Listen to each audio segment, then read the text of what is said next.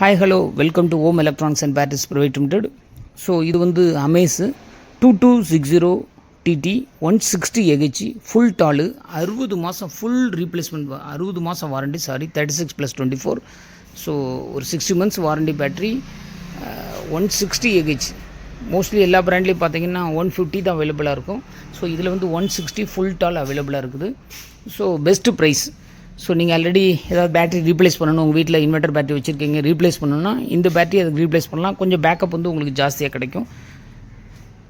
So இதுனா contact பண்ணுங்கள் 9840454293. Amaze brand, Virat Kohli brand Ambassador. So